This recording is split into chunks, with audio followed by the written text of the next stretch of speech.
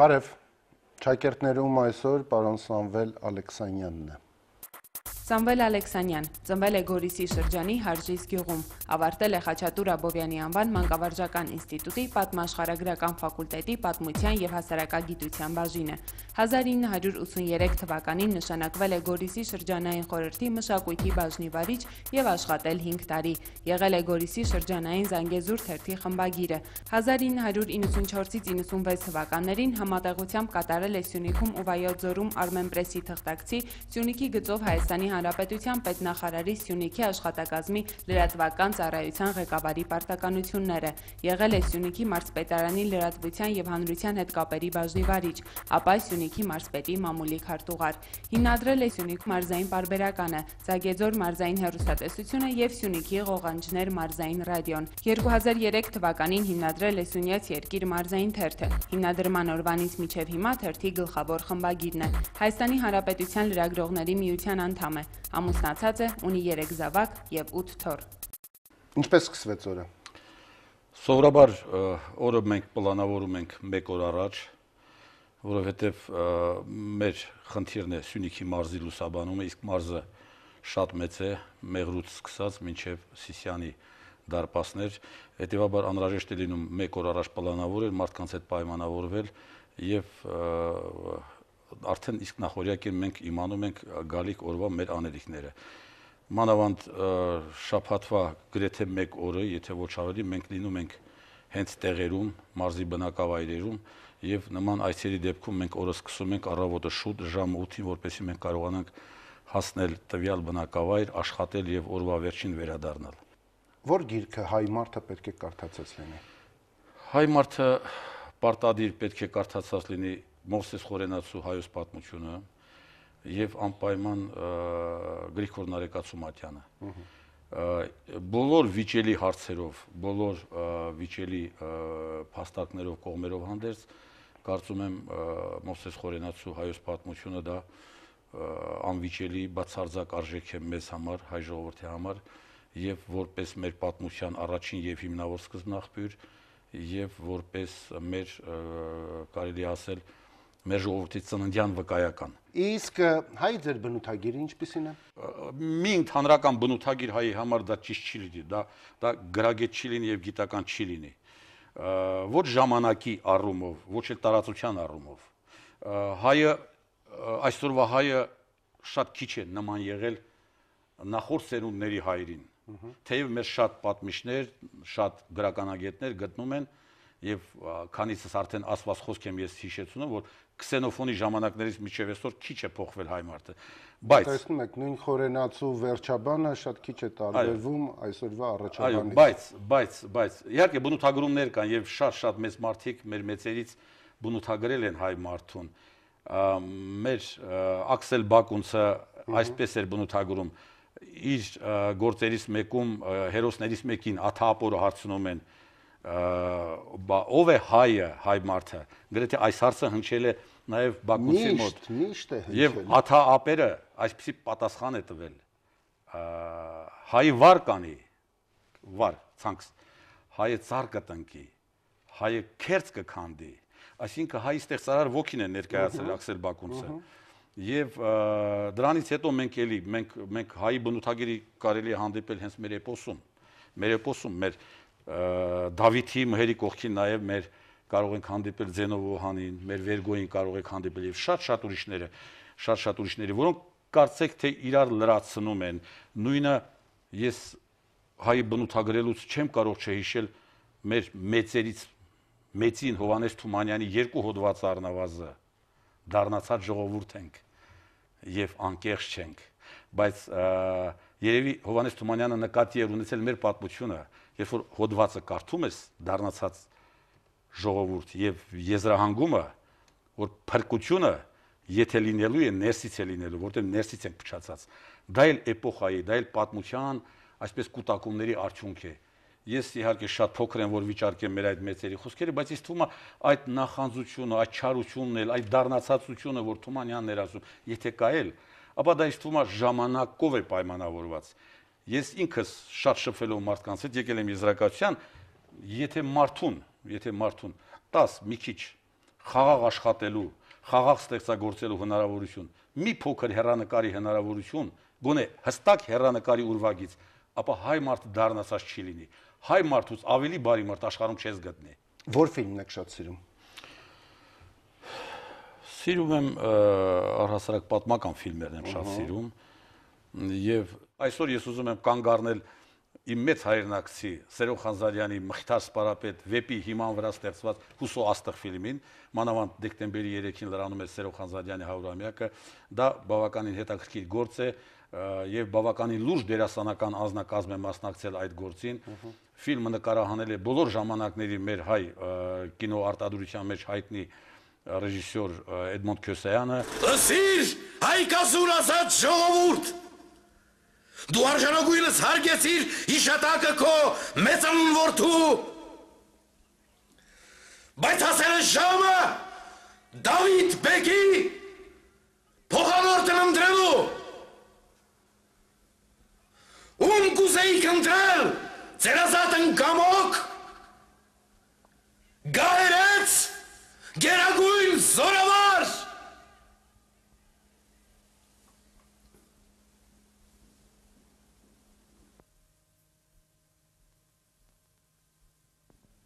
Մխիթարին, Մխիթարին, Մխիթարին, Մխիթարին, Մխիթարին, Մխիթարին։ Եղել եք Արևմտյան Հայաստանում։ Չեմ եղել եւ ափսոսում եմ։ Չեմ եղել եւ ափսոսում եմ։ Դա ժամանակի հնարավորությունների հետ կապված հարց է եղել, բայց իմ գալիքի, իմ մոտակա տարիների ամենաառաջնահերթ ծրագրերից մեկը հենց այդ է լինել Արևմտյան Հայաստանում եւ անպայման առաջին հերթին Կարսում,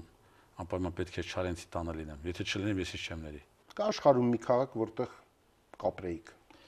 Ես ճիշտ ասած հիմա էլ ապրում եմ այն քաղաքում, որտեղ կուզենայի ապրել, դա Գորիսն է։ Գորիսն է։ Ուրեմն դա մի քաղաք է, որը մեր հայ ճարտարապետության խտացված արտահայտությունն է։ Երևի Հայաստանի ամենահստակ դիմագիծ ունեցող քաղաքը, չէ՞։ Ունեցող հոգևոր մշակութային լուրջ պատմություն ունեցող։ Ես երբեմն Գորիսի պատմությունը համարում եմ հայ ժողովրդի պատմության խտացված արտահայտությունը եւ այսօր էլ Փառք Աստծո Գորիսը իր վրա կրում է հոգևոր մշակութային պատմական այն բեռը, որ դարերով դրվել է իր վրա։ Ես Գորիսում էլ կուզեի ապրել, ապրում եմ Գորիսում, իհարկե նույն չափով ես ձեզ պիտի ասեմ, աշխատանքից բերումով այնքան շատ եմ շփվել, որ ես նույն չափով սիրում եմ նաեւ Սյունյաց աշխարհի քաղաքները, Ագարակը, Հրաշալի դարպասը, մեր Հայաստանի հարավային դարպասը, Մեղրին, բացառիկ ճարտարապետությամբ մի քաղաք, Կապանը, բացառիկ մի քաղաք, մեր նախկին Սյունյաց թագավորության կենտրոնանիստ մայրաքաղաք Կապանը եւ իհարկե Սիսյանը, Համոսահյանի, մեր հանճարեղ Նիկողայոս Ադոնցի, մեր Սուրբ Հովհան Որոտնեցու հայրենիքի։ Միշալոց նրանց քարե ներկայություն այսօր էլ կա Սիսյանում եւ ամեն անգամ Սիսյանում լինելուց մենք տեսնում ենք ժամանակների բախումը։ Մի կողմից Հովհան Որոտնեցին, մի կողմից Համոսահյանը, մյուս կողմից Նիկողայոս Ադոնցը, մյուս կողմից Զորաց քարերը, մի քիչ վերև ներողություն, մի քիչ վերև մենք տեսնում ենք Ուխտասարը, 7-10,000 տարի վաղեմությամբ այծագրերը, իծագրերը։ Մի խոսքով Սյունյաց աշխարհի բոլոր քաղաքներն էլ ինձ համար շատ թանկ են եւ երբ որ որոր կամ Գորիսում չեմ մնում, ես մեծ հաճույքով մնում եմ այդ քաղաքներից որևէ մեկում։ Ինչ խմիչք եք նախընտրում։ Ուրեմն դժվար է։ Դժվար չէ։ Որոտանի կիրճի գինին եմ նախընտրում։ Որոտանի կիրճի գինին։ Անպայման ձեզ էլ հրավիրում եմ օգտվել այդ գինուց։ Որոտանի կիրճի գյուղերի Հալիձոր, Շինոհայր, Խոտ եւ այդ գյուղերի կամ այդ այգիների հնձանում ստեղծված գինին զարմանալի հրաշալի գինի է։ Այդ գյուղի տատիկներից մեկից եմ լսել, Մարգարիտ Զիզին էր պատմում։ Ապա Մարգարիտ Զիզին, մեծ մայր հասկացողություն։ Մարգարիտ Զիզին էր պատմում, որ ինքը մահացավ մի քանի տարի առաջ 104 տարեկան հասակում մահացավ։ Ինքը պատմում էր, որ եւ իրենց տան այդ թուղթը կար, որ դեռևս 1913 թվականին, երբ որ Ֆրանսիայում գինու մրցույթ փառատոն էր, մասնակցում էր նաեւ Հալիձորի գինին։ Եվ ինչ եք կարծում։ Ինչ եմ կարծում։ Հաղթեց Հալիձորի գինին։ Այդ վկայականը երկար ժամանակ պահպանվում էր։ Հիմա Մարգարիտ Զիզին չկա, ես չգիտեմ այդ թուղթը սերունդների մոտ պահպանվել է թե չէ։ Զենք ունեք։ Զենք չունեմ, բայց ժամանակին, երբ որ ծառայում էի բանակում, ռազմածովային նավատորմում եմ ծառայել, շատ լավ ուրեմն հրաձիքի համբավ ունեի, Սիմոնովի կարաբին էինք օգտագործում, շատ դիպուկ կրակում էի, բայց հիմա ռազմածովային որ նավատորմում։ Հյուսիսային։ Ինչ եք ասում։ Այո, Արխանգելսկ քաղաքում։ Դա կարծեմ այն ժամանակները մի 3-4-5 տարի էր, չէ՞, ծառայել։ Այն ժամանակ կար եւ 2, եւ 3 տարի, եւ 4 տարի, ես ուրեմն լեռներից ինչպես դուք հայտնվեցիք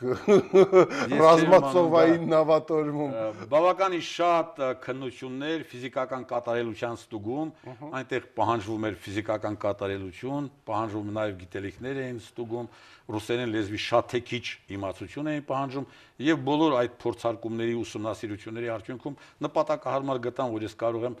ծառայել մեր հյուսիսային ռազմածովային նավատորմում։ Այն ժամանակ մեր, հիմա էլ եմ մեր համարում։ Կոչումներին, պարգևներին ինչպիսի վերաբերմունք ունեք։ Դա այն բնագավառն է, որ բավականին լուրջ քննարկման եւ կանոնակարգման կարիք ունի։ Իհարկե, մարդը իր բնույթով այնպիսին է, որ մարդը կարիք ունի գնահատման։ Եթե մի լավ բան է արել, մարդուն պիտի գնահատել։ Դա շատ նորմալ է, դա շատ գեղեցիկ է, բայց մենք կարծես թե հասել ենք մի հանգրվան, որի անունը միայն կարելի է ծայրահեղություն բառով բնութագրել։ Ծայրահեղություն։ Տեսեք ինչ է կատարում։ Պետական մեդալներ ու շքանշաններ, հետո դրան ավելացել են գերատեսչական մեդալները, հետո եկել են ՀԿ-ների մեդալները, հետո եկել են գյուղապետարանների, քաղաքապետարանների մեդալները, գումարած հիմա էլ ասենք պատվավոր քաղաքացուն կոչում շնորհելը։ Այսինքն պատվավոր քաղաքացի, եթե դու քաղաքապետ ես, քո ընտրություններին ինչ որ մեկը շատ ակտիվ մասնակցել է, եթե ուրիշ ձև չունես քո երախտագիտությունը հայտնելու, ապա կարող ես դրան տալ պատվավոր քաղաքացու կոչում եւ վերջերս նման մի ուրեմն երևույթի ականատես եղանք։ Իսկ ես հիշում եմ հենց Հռոմի Հունաստանի պատմությունից պատվավոր քաղաքացի տալիս էին բացառիկ մարդկանց, ովքեր ասենք գրավել են, ազատագրել են Աթենքը, գրավել են Հռոմը կամ չգիտեմ Գալիլեայի նահանգն են ազատագրել, նրանց տալիս էին պատվավոր քաղաքացի կոչում։ Իսկ հիմա ես եթե քաղաքապետ եմ, չենք կարող գրավել։ Չենք կարող գրավել։ Եվ գոնե այս հարցում մայրաթորը պետք է մի քիչ զուսպ լինի։ Ինքն էլ այդ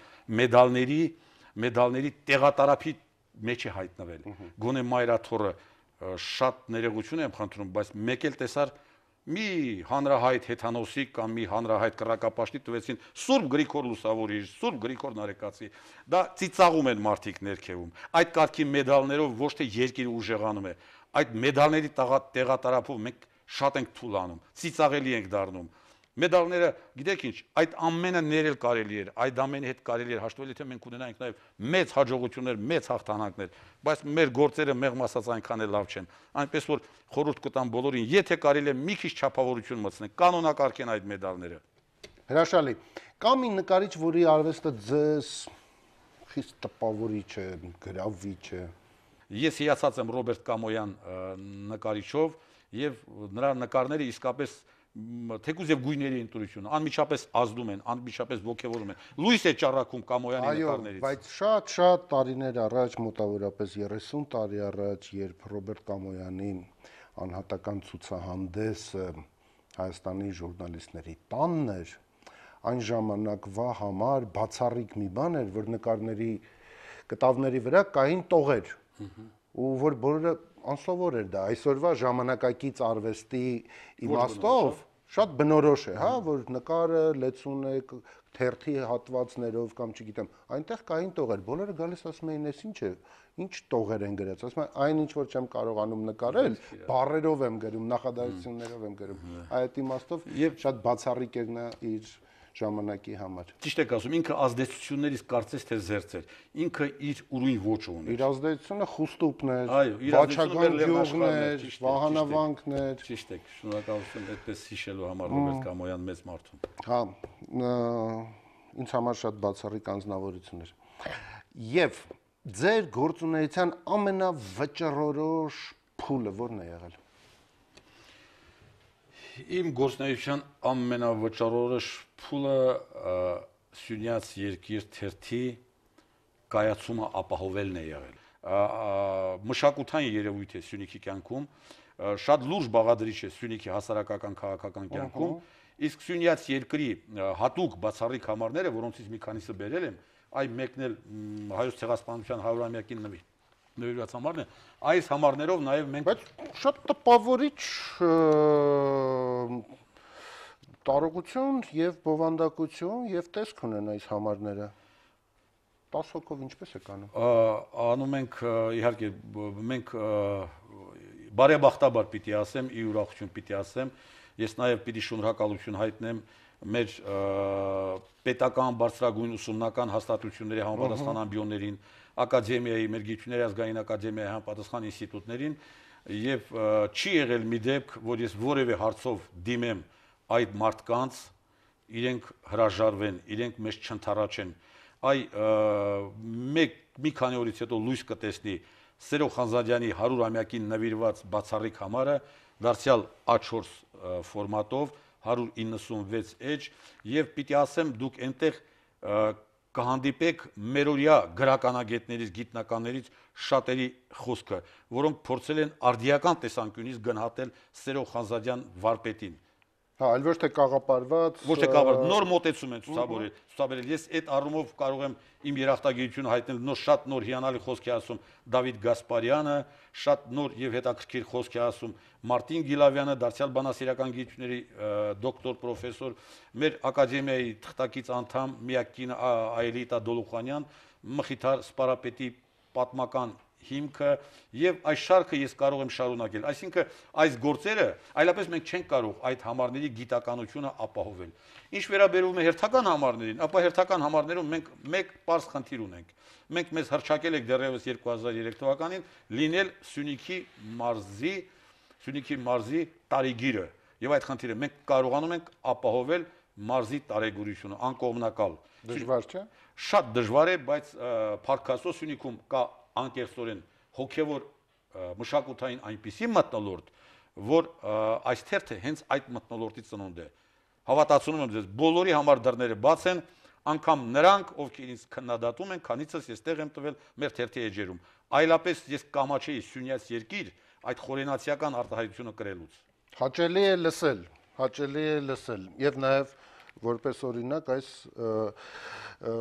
համարները ձեռքի տակ ունենալ։ Մանկության ամենաանջնջելի հիշողությունը որն է։ Մեր իմ ծննդավայրը Հարժիս Յայջի գյուղը գտնվում է Որոտանի կիրճի ձախափին։ Մենք այդ ձորից դուրս ենք եկել մեր գյուղը 1931 թվականի ապրիլի 27-ի երկրաշարժից հետո անձամբ այնտեղ այցելել Աղասի Խանջյանը եւ այդ օրերի ուրեմն վարչապետ կառավարության նախագահ Սահակ Տեր-Գաբրիելյանը նրանց հետ գյուղացիների հետ խորհրդակցելուց հետո է Աղասի Խանջյանը նման որոշում կայացրել երբ որ Որոտանի կիրճից իմիջիայլոց կիրճի այդ մասը կոչվում է Հարժիսի կիրճ այդ կիրճից դուրս եկել հարթավայր այդ հարթավայրը դաշտային մաս էր նախկինում արոտավայր էր եւ ոչինչ չկար եւ տասնամյակներ շարունակ այդտեղ ոչ մի ծառ թուփ չկար մի քիչ կամոդ վայր է Եռաբլրի հարթավայրն է որտեղ հիշում եք առաջին Դավիթ Բեկյան առաջին մարտերն են տեղի ունեցել Եվ 1971 թվականին, երբ մենք դպրոցական էինք, խնդիր էր դրվել արդեն մեր այդ օրերի գյուղի ղեկավարի նախաձեռնությամբ Մանուս Թևոսյան, մեր գյուղի ամբողջ արևմտյան հատվածում պետք է անտառ տնկեիք։ Եվ առաջինը այդ գործը իրենց ուսերին վերցրին դպրոցականները, 7-րդ, 8-րդ, 6-րդ դասարանի երեխաները։ Եվ տարիների հեռվից ես արդեն տեսնում եմ, երբևէ եթե լինեք մեր գյուղում, դուք կտեսնեք, թե նաև մեր ձեռամբ ինչպիսի սիրուն անտառ եք մենք այնտեղ հիմնել, որ այսօր ամառվա շոգին անգամ Գորիսից, Մերձակա գյուղերից գալիս են այնտեղ հանգստանալու։ Ահա այդ անտառը։ Ես անտառը տեսել եմ, բայց չգիտեի, որ դուք եք։ Որ ես եմ նաև հիմա։ Եվ իհարկե հիշում եմ այդ օրերին մշակութային կյանքն էլ չէր կարող մոռանալ։ Առանձնապես հիշում եմ Սուրեն Քոչարյանի այցը մեր գյուղ, Ասմունքի վարպետի այցը,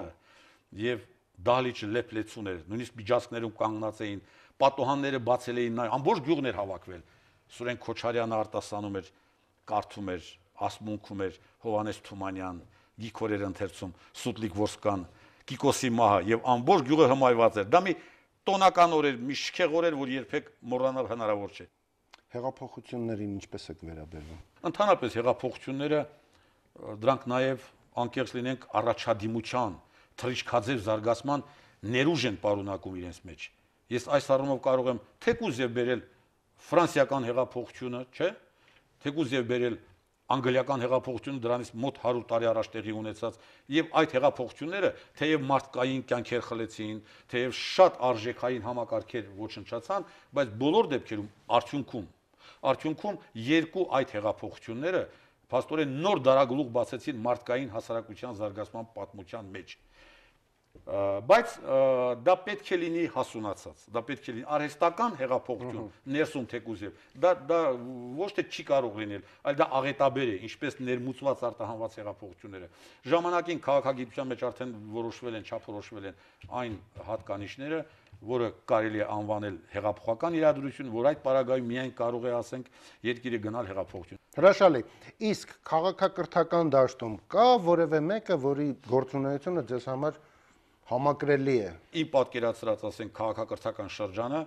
գոնե մեր հայ ժողովրդի համար ես ընդունում եմ, ասենք, քրիստոնեության ընդունումից գրերի գյուտից սկսած մինչև մեր օրերը եւ շարունակում։ Ես այդպես եմ անցալում։ Դա, այսինքն, ես կողմնակից եմ լոկալ քաղաքակրթությունների, լոկալ տարածաշրջանային քաղաքակրթությունների համակարգին։ Այդ շրջանի մեծագույն գործիչներից մեկը ես համարում եմ մեր Մովսես Տաթևացի վերջին սուրբին, հանիրավի մոռացված։ Մի հատ ասեք իր գործունեության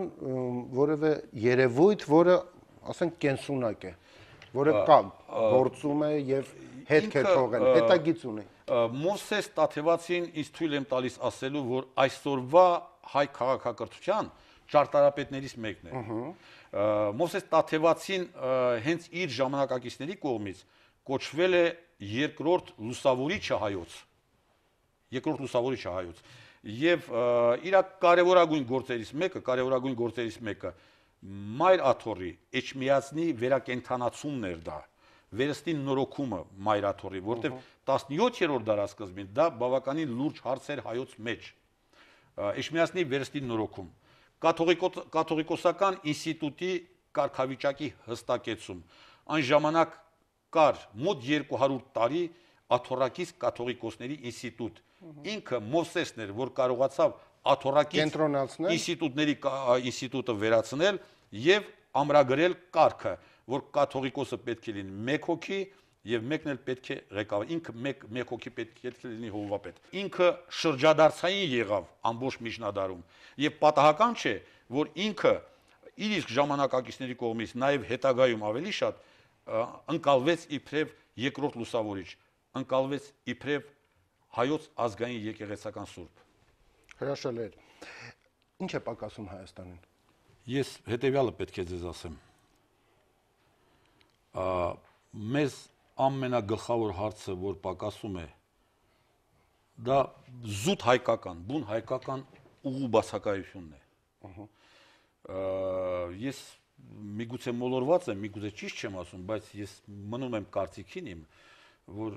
երբևէ Հայաստանը պետք է ունենա իր ինքնուրույն ուղին։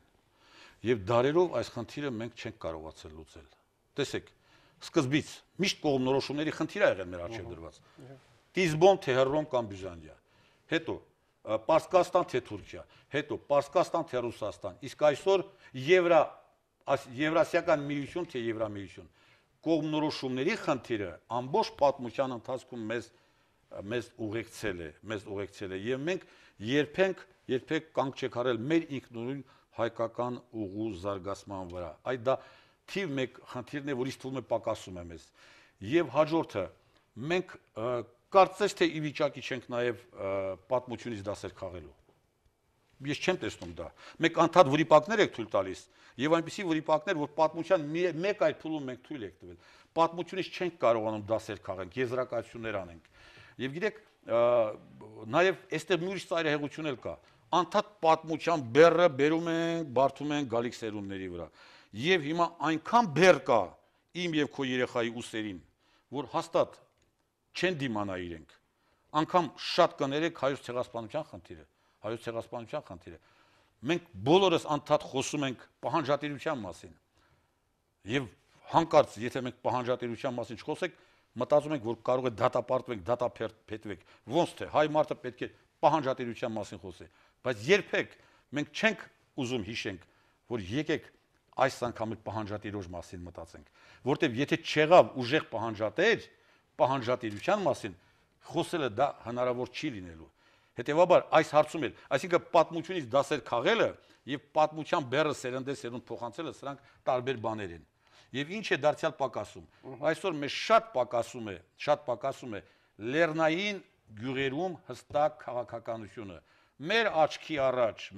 առաջ գյուղերը քամելով, մարզերը քամելով, շրջանները քամելով բերել ենք Երևան ենք կառուցում,